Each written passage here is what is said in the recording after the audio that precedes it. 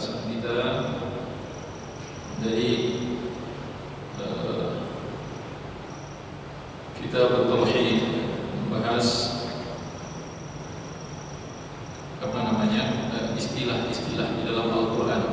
Kita sudah membahas kata-kata jahiliyah, kemudian sudah membahas yang pertama itu kalimat kufur, kemudian kalimat syirik, kemudian kalimat nifaq, kemunafikan, dan yang terakhir kita membahas adalah jahiliyah. Sekarang kita membahas tentang fasik atau kefasikan. Fasik ini adalah kata-kata yang sering kita dengar dalam kehidupan sehari-hari, tapi agak jarang diucapkan. Kata-kata fasik itu jarang diucapkan karena memang penggunaannya di dalam bahasa kita banyak yang mungkin tidak berani, karena memang ketepatan bahasa untuk mengatakan fasik itu Allah itu dituntut ya. Maka kata-kata fasik itu jarang kita dengar. Beda dengan munafik. Kalau kata munafik itu sering kita dengar. Wah, itu orang munafik. Jangan dekat-dekat dengan si fulan, dia itu munafik. Bahkan kalimat ini termasuk yang paling sering kita dengar. Kata-kata munafik. Tapi kalau fasik walaupun mungkin populer bagi kita sebagai seorang muslim, tapi ini tidak ke masyarakat, itu maksudnya. Kata-kata ini tidak ke masyarakat. Jarang orang mengatakan hati-hati si fulan fasik. Hampir nggak pernah terdengar. Iya. Atau hati-hati si fulan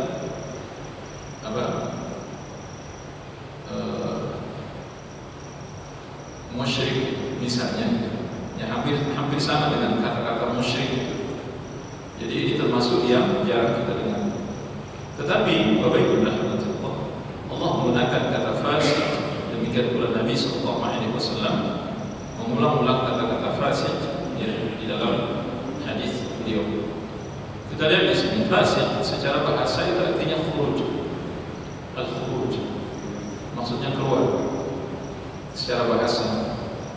Adapun secara syar'i disebutkan oleh ulama seperti Syekh Shalih Fauzan, khuruj al-khuruj min ta'atillah. Orang ini keluar dari ketaatan kepada Allah. Maksudnya dia tidak lagi mentaati Allah. Dia sudah keluar dari ketaatan kepada Allah. Bapak Ibu rahmatullah. Oleh karena itu kata-kata fasik kita lihat di dalam Al-Quran dan hadis Nabi SAW banyak sekali. Di antaranya adalah Allah Subhanahu wa Ta'ala menyebutkan di dalam surah Al-Kahfi, fafasaqa an amri rabbih, fafasaqa an amri rabbih, dalam surah Al-Kahfi ayat 50 Allah sebutkan, maka ia berbuat fasik mendurhakai perintah Rabbnya. Ini kalimat tertuju untuk iblis. Ketika iblis diperintahkan oleh Allah untuk sujud kepada Adam dan dia tidak mau sujud, maka Allah katakan fafasaqa an amri rabbih, dia fasik dari perintah Tuhannya. Bapak Ibu rahmati Allah. Jadi iblis itu fasik. Itu contoh kefasikan. Nanti akan saya timbali penjelasannya. Kemudian kita lihat lagi dalam surah Sajadah ayat 20 misalnya. Wa amman alladziina fasaqu fama'wahum an-nar,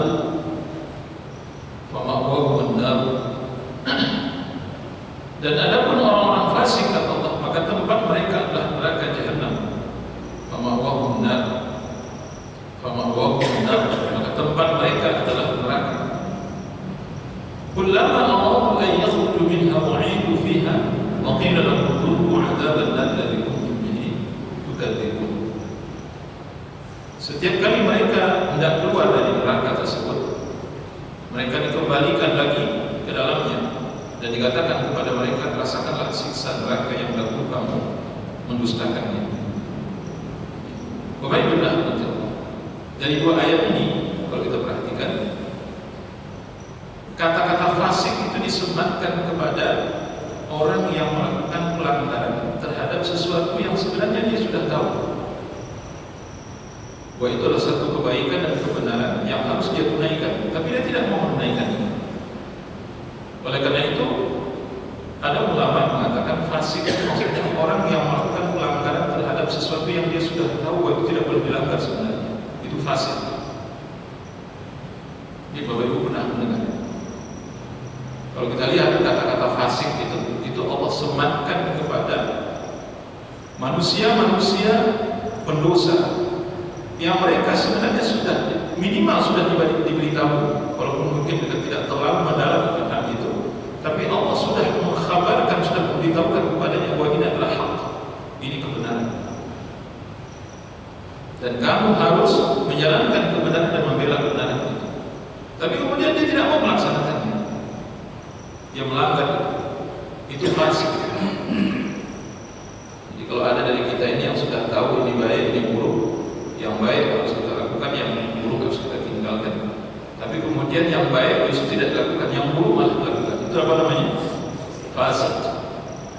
Baik, itu disebut fasik. Berapa banyaknya fasik di tengah-tengah kita. Kita sudah tahu bahwa sesuatu itu dilarang, tapi masih dilakukan. Kita sudah tahu bahwa ini diperintah oleh Allah Subhanahu, tapi masih kita tinggalkan. Ini fasik.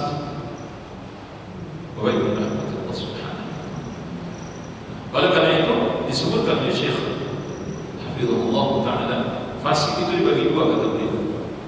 Ada fasik yang sampai pada tingkat kafir, keluar dari Islam, seperti fasiknya iblis, seperti fasiknya Fir'aun, seperti fasiknya Abu Jahal, seperti fasiknya orang-orang yang bersekutukan Allah, termasuk Abu Thalib, paman Nabi Sallallahu Alaihi Wasallam. Sudah dikasih tahu, sudah diberi ilmu, sudah dikabarkan, bahkan sudah dijelaskan oleh Nabi Sallallahu Alaihi Wasallam, tapi tidak terima dan tidak mau mengikutinya. Iblis sudah dikasih tahu oleh Allah Subhanahu Wa Taala, wa Adam diberikan oleh Allah kelebihan dan dimuliakan oleh Allah Subhanahu Wa Taala. Itu iblis sudah tahu. Kemudian Allah Subhanahu Wa Taala memerintahkan kepada para malaikat berikut dengan iblis yang ketika itu masih berada di tengah-tengah para malaikat, dan Allah Subhanahu Wa Taala memberikan kemuliaan kepada dirinya untuk berkumpul di tengah-tengah para malaikat ketika Allah wa idh qala rabbuka lil malaikati inni ja'ilun fil ardi khalifah wa idh qulna lil malaikati isjudu li adama fasajadu illa iblis. Ketika Allah berfirman, dan ingatlah ketika kami perintahkan kepada para malaikat untuk sujud kepada Adam, maka mereka seluruhnya sujud kecuali iblis. Baiklah. Jadi melanggar perintah Allah, membuat dia enggan, bahkan menyombongkan diri dari perintah Allah itu, maka jadilah dia orang kafir. Wa kana minal kafirin. Allah katakan jadilah dia masuk dalam golongan orang-orang kafir. Nah, demikian pula ayat Allah Subhanahu Wa Taala dalam surah Sajdah yang kita bacakan tadi, ayat 20 ini. Wa ammal ladzina fasaqu fa ma'wahum an-nar kullama aradu an yakhruju minha u'idu fiha wa qila lahum dhuqu 'adzaban nar alladzi kuntum bihi tukadzibun. Ini maksudnya tingkat kefasikan yang sudah paling tinggi, yang membuat mereka masuk neraka jahanam. Jadi seorang melakukan kefasikan yang levelnya itu sudah paling tinggi, kafir kepada Allah Subhanahu Wa Taala, perintah Allah, kemudian syirik kepada Allah Subhanahu wa taala dengan syirkun akbar. Baiklah nanti Allah Subhanahu wa taala. Nah, nanti kita lihat dalam banyak ayatnya bahwa kata-kata fasik itu, ya, kata-kata fasik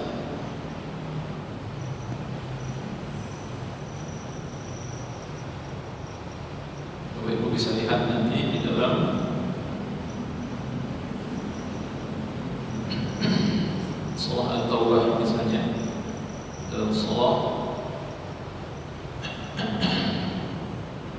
At-Taubah ayat 40 ayat 84. Wala tusalli ala ahadin minhum mata abadan wala taqum ala qabrihi innahum kafaru billahi wa rasulihi wa matu wa hum kuffar wa matu wa hum fasiqun wa matu wa hum fasiqun. Kata Allah, jangan engkau salatkan wahai Muhammad salah seorang dari mereka apabila ada yang mati. Siapa maksudnya di sini? Orang-orang munafik.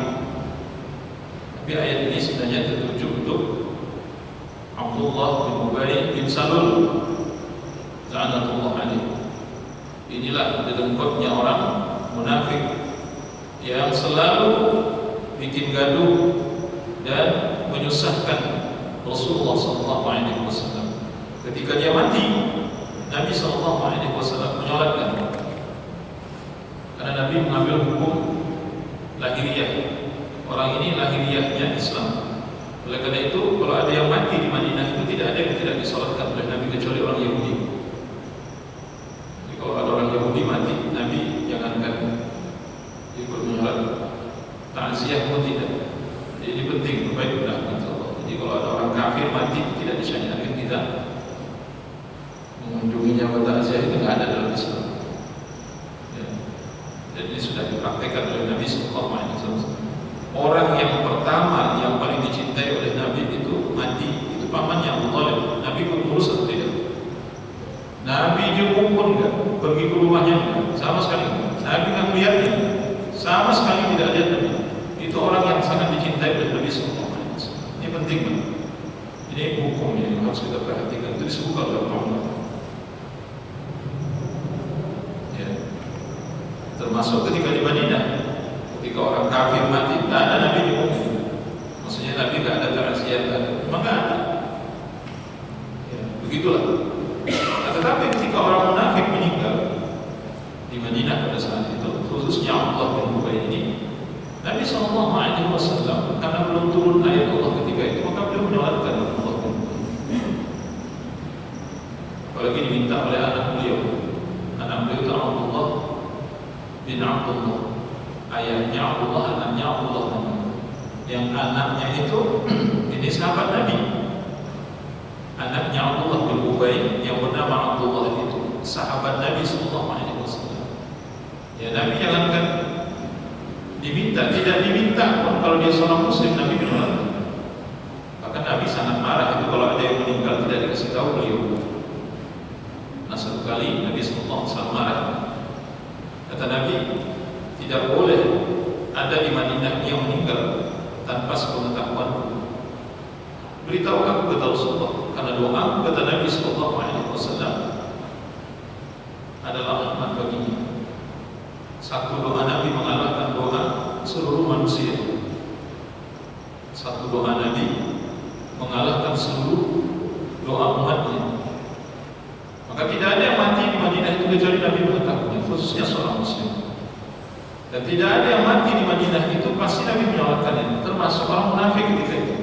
Ternyata Allah mengatakan dalam surah Taubah ayat 84 ini, "Wala tusalli 'ala ahadin minhum mata abada." Jangan engkau salatkan salah seorang dari mereka apabila ada yang mati selama-lamanya. Wala taqum 'ala qabrihi, dan jangan engkau berdiri di kuburannya. Maksudnya jangan engkau berdoa. Wala taqum bermakna di sini jangan engkau berdiri dekat kuburannya, jangan engkau menziarahinya dan jangan berdoa untuknya. Innahum kafaru billahi wa rasulihi. Apa sebab? Karena sungguhnya mereka telah kafir kepada Allah dan Rasulnya. Wa matu wa hum fasiqun, dan mereka mati dalam keadaan fasik. Nah, itu kan. Ini fasiknya tingkat tinggi. Fasiknya tingkat tinggi, sehingga dengan kefasikan itu dia mati dalam keadaan kafir. Bapak Ibu itu. Jadi orang munafik itu juga disebut fasik. Jadi munafik nifaq akbar. Bapak Ibu Allah Subhanahu wa taala. Juga di dalam surah Al-A'raf, saya lupa ayatnya berapa, ketika Allah mengatakan umat Nabi Lut, apa yang dilakukan oleh mereka? Mereka melakukan sodomi, homoseks. Yang kata Allah Subhanahu wa taala, ini yang dilakukan oleh umat Nabi Lut ini adalah perbuatan yang sangat keji yang tidak pernah dilakukan oleh orang sebelum mereka. Kemudian Allah sebutkan di akhir ayat itu, innahum kanu fasiqun, sesungguhnya mereka ini adalah manusia-manusia fasik, kata Allah Subhanahu wa taala. Mereka adalah manusia fasik. Jadi tingkat pelanggaran yang dilakukan oleh mereka itu sampai pada tingkatan kufur, kafir. Baiklah, Allah Subhanahu wa taala. Ya. Jadi kalau kita baca Al-Qur'an, Masya Allah, ya, kata-kata fasik itu akan sering kita lihat di dalam Al-Qur'an. Jadi kadang Allah menyematkannya kepada orang musyrik, kepada orang kafir, kepada orang munafik. Tapi itu yang level-levelnya level paling tinggi. Kebaikan Allah Subhanahu wa taala. Kemudian juga kita lihat kebaikan Allah Subhanahu wa taala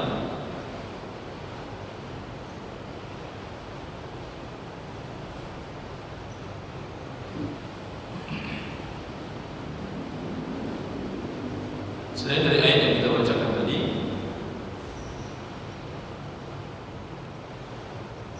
ya itu apa namanya, kefasikan yang tingkat yang paling tinggi sampai menjadikan seseorang menjadi kafir. Kemudian tingkatan yang kedua disebutkan kefasikan yang tidak membuat seseorang keluar dari Islam. Seperti firman Allah Subhanahu wa taala yang terdapat dalam surah An-Nur ayat 4 misalnya, walladzina yarmuna al-muhsanat thumma lam ya'tu bi arba'ati syuhada fajliduhum 80 jaldah wa la taqbalu lahum syahadatan abadan wa ulaika humul fasiqun, dan orang-orang yang menuduh wanita yang baik-baik, wanita-wanita yang baik telah berbuat zina dan mereka tidak mampu mendatangkan 4 orang saksi, maka cambuklah mereka, kata Allah. Yang menuduh tadi itu cambuklah mereka sebanyak 80 kali cambukan, dan janganlah kamu terima kesaksian mereka untuk selama-lamanya. Baiklah, ini dalil yang para ulama sepakati bahwa orang fasik tidak boleh jadi kesaksian, tidak boleh jadi saksi. Orang fasik tidak boleh menjadi saksi. Kata Allah, jangan kamu terima, wala taqbalu lahum syahadatan abada, jangan diterima kesaksian mereka selama-lamanya, kata Allah. Wa ulaika humul fasiqun, karena sungguhnya mereka adalah orang fasik. Baiklah. Nah, kefasikan ini tidak membuat seseorang keluar dari Islam. Kefasikan yang disebut di sini ini tidak membuat seseorang keluar dari Islam. Baiklah, Allah.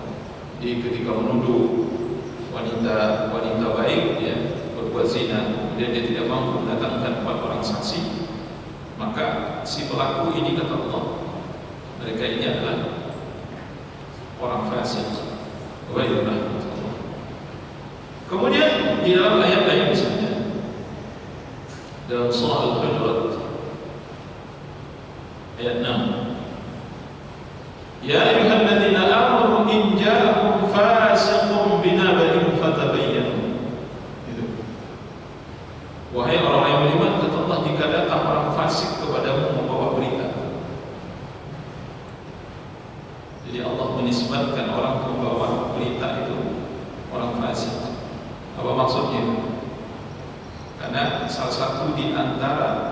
kebohongan yang paling banyak terjadi adalah si pembawa berita. Kadang dia tambah-tambahi, dia kurang-kurangi berita itu. Oleh benar itu, maka Allah menisbatkan mereka dengan orang fasik. Tapi kefasikan yang dimaksud di sini tidak sampai membawa mereka kepada kafir. Kemudian juga dalam surah Al-Baqarah ayat 197 misalnya, "Faman farada fihinna al-hajj fala rafatha wala fusuqa wala jidala fil hajj." Kata Allah, barang siapa yang menetapkan niatnya dalam bulan itu, maksudnya dalam bulan haji, akan mengerjakan ibadah haji, maka tidak boleh baginya mengucapkan kata-kata kotor, tidak boleh berbuat fasik, tidak boleh berbuat fasik, dan tidak boleh berbantah-bantahan di dalam masa menjalankan ibadah haji tersebut. Nah, apa yang dimaksud fasik di sini? Yaitu dia melakukan perbuatan-perbuatan yang mengandung dosa, fasik. Bapak benar betul Allah Subhanahu wa taala. Jadi fasik di dalam Al-Qur'an dan hadis Nabi itu jadi ada dua maknanya. Yang pertama, ada fasik yang sampai membawa kepada kekafiran, keluar dari Islam. Ada fasik yang tidak sampai membawa kepada kekafiran. Bapak benar betul Allah Subhanahu wa taala. Banyak sekali kalau kita lihat di dalam Al-Quran Karim kata-kata fasik itu Bapak bisa temukan nanti. Tapi Syekh Muhammad bin Shalih Al-Utsaimin rahimahullah taala pernah mendefinisikan fasik itu, kata beliau, ini menarik untuk disimak. Kata Syekh Al-Utsaimin, fasik itu adalah orang yang melakukan dosa besar, itu fasik. Orang yang melakukan dosa besar. Apakah dosa besarnya di situ syirik atau dosa-dosa besar yang lain? Sehingga ketika seseorang berbuat syirik itu fasik, ketika seseorang meninggalkan sholat itu fasik, ketika seseorang mencuri itu fasik, ketika seseorang berzina itu fasik. Pokoknya perbuatan dosa. Ketika seseorang berhakak kepada kedua orang tua ini fasik, fasik. Semua dosa-dosa. Kemudian masuk dalam kategori fasik, kata beliau, seseorang yang terus-menerus melakukan dosa kecil. Dan dia tidak bertobat kepada Allah Subhanahu wa taala. Terus-menerus melakukan dosa kecil. Terus jadi kebutuhan dosa itu. Ini fasik. Masya Allah, itu cukup mendidikan kita gitu. Ya, mudah-mudahan ini memberikan pencerahan kepada kita. Kalimat-kalimat para ulama itu, Masya Allah, itu bisa kita fikirkan. Orang yang berbuat dosa kecil terus-menerus dan dia tidak bertobat kepada Allah, ini fasik. Orang yang melakukan dosa besar walaupun hanya sekali disebut fasik sampai dia bertobat kepada Allah Subhanahu wa taala. Meski tadi dalam surah An-Nur yang kita bacakan, la taqbalu wa la taqbalu lahum syahadatan abadan, itu nanti ada penjelasan oleh Imam Ibnu Katsir rahimahullah taala, khilaf di kalangan para ulama. Kalau dia bertaubat dengan taubatan nasuha dan menjalankan hukuman yang telah ditetapkan oleh Allah, maka boleh kembali kesaksiannya diterima. Ada ulama yang mengatakan, kalau mau betul orang ini bertobat dengan taubatan nasuha, baiklah betul Allah Subhanahu wa taala. Ya.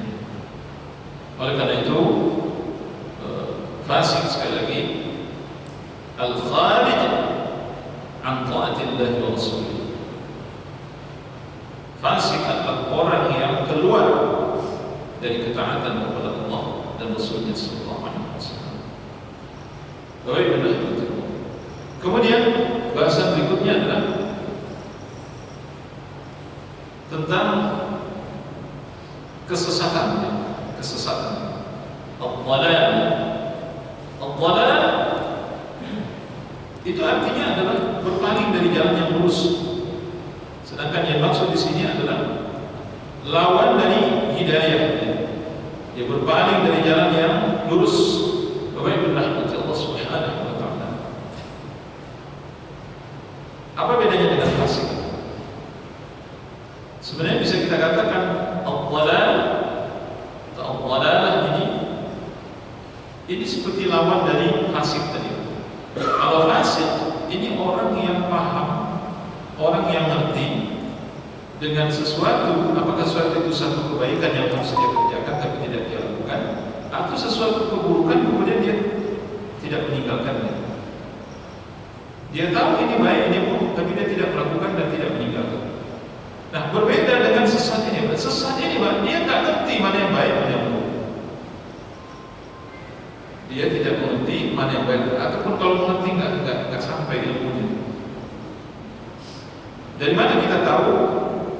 Kalau kita lihat ayat Allah Subhanahu wa taala misalnya dalam surah Al-Baqarah, dalam surah Al-Fatihah ayat terakhir itu, ihdinas siratal mustaqim siratal ladzina an'amta 'alaihim ghairil maghdubi 'alaihim waladdallin. Kata Allah, ya Allah, tunjukilah kami ke jalan yang lurus, yaitu jalan orang-orang yang sudah Engkau beri nikmat atas mereka. Yang Allah sebutkan dalam surah An-Nisa ayat 159, ya, ayat 169. وَمَن يُطِعِ اللَّهَ وَالرَّسُولَ فَأُولَئِكَ مَعَ الَّذِينَ أَنْعَمَ اللَّهُ عَلَيْهِمْ مِنَ النَّبِيِّينَ وَالصِّدِّيقِينَ وَالشُّهَدَاءِ وَالصَّالِحِينَ وَحَسُنَ أُولَئِكَ رَفِيقًا. Itulah orang yang diberikan nikmat oleh Allah. Barang siapa yang patuh kepada Allah dan Rasulnya, mereka ini adalah orang-orang yang bersama orang-orang yang telah diberi nikmat oleh Allah atas mereka dari kalangan para nabi, para siddiq, para syuhada, para salih. Wa hasuna ulaika rafiqa. Mereka adalah sebaik-baik teman kata Allah Subhanahu wa taala. Nah, ayat berikutnya ghairil maghdubi 'alaihim, ini bisa kita terjemahkan dengan makna fasik. Ghairil maghdubi 'alaihim, bukan jalan orang-orang yang murkai, waladdallin, bukan pula jalan orang-orang yang sesat. Nah, coba lihat apa yang dikatakan oleh Abdullah bin Abbas radhiyallahu anhu. Ghairil maghdubi 'alaihim ini maksudnya al-yahud, orang-orang Yahudi. Ada apa orang Yahudi? Kata Abdullah bin Abbas, orang-orang Yahudi ini adalah orang-orang yang mengerti dengan kita. Mereka paham dengan isi kitab, tetapi mereka tidak melaksanakannya. Fasik. Maka saya katakan tadi ini bisa dimaknai dengan fasik. Ghairul maghdubi 'alaihim adalah orang-orang Yahudi, mereka paham dengan kitab tapi mereka tidak mengamalkannya. Fasik. Kemudian kalimat berikutnya waladdallin, bukan pula jalan orang-orang yang sesat. Apa kata Allah bin Abbas? Yaitu jalan Nasr. Hadis Nabi berulang-ulang, kalau Bapak lihat nanti di dalam tafsir Imam Ibnu Katsir rahimahullah taala, beliau berulang-ulang kali mengutip hadis Nabi yang mengatakan ghairul maghdubi 'alaihim, itu maksudnya adalah Yahudi, waladdallin itu maksudnya Nasrani. Nah, kenapa orang Nasrani disebut waladdallin? Orang-orang yang sesat. Kata Abdullah bin Abbas, karena mereka tidak memiliki ilmu tapi mereka beramal. Kebalikan dari orang-orang Yahudi. Orang Yahudi memiliki ilmu tapi mereka tidak mau beramal. Mereka paham tapi tidak beramal. Sedangkan orang-orang Nasrani, mereka tak punya ilmu tapi mereka beramal. Nah, bagaimana kira-kira orang yang tidak memiliki ilmu tapi kemudian mereka beramal? Apa yang terjadi, Pak? Ya sesat di sini. Jadi pas dulu. Baik, Allah Subhanahu. Jadi Allah itu lawan dari hidayah. Yang dimaksud di sini tadi orang yang melakukan kesesatan dari petunjuk. Mereka tidak lagi di atas petunjuk. Mereka sudah keluar dari petunjuk jalan yang lurus. Baik, Allah Subhanahu wa taala. Di dalam surah Al-An'am ayat 1 Allah sebutkan,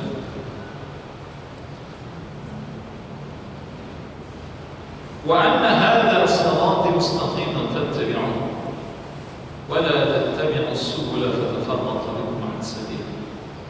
Kata Allah, inilah jalanku yang lurus. Kata Abdullah bin Mas'ud, Rasulullah SAW membuat garis panjang, wa anna hadza sirati mustaqiman, inilah jalanku yang lurus.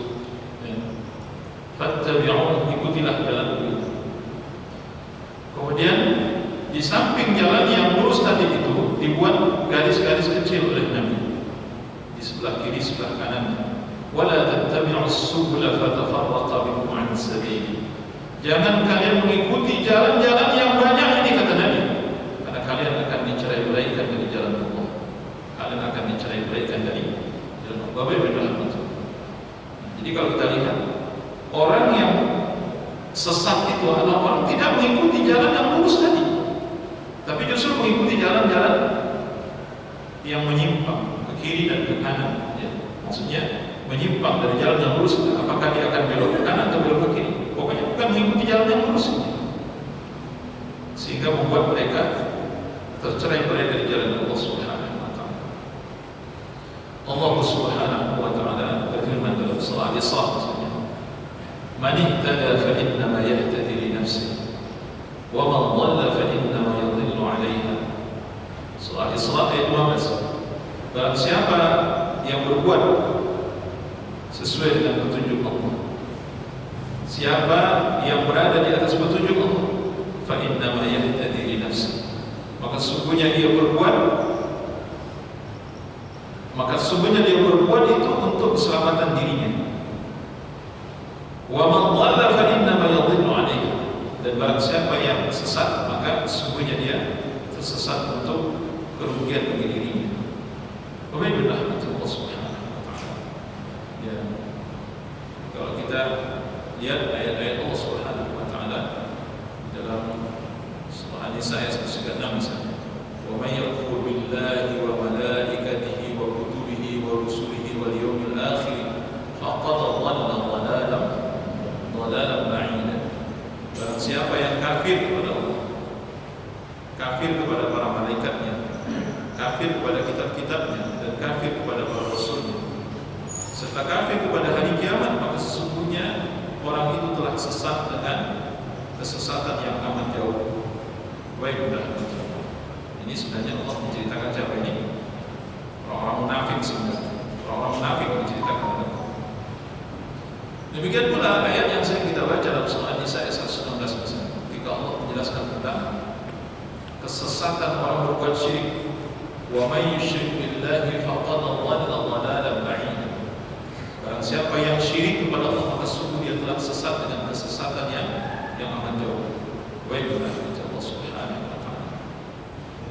Jadi kata-kata dhal di dalam Al-Qur'an Karim, sekali lagi ini bisa ditujukan kepada orang-orang yang keluar dari Islam, orang-orang kafir, orang-orang musyrik.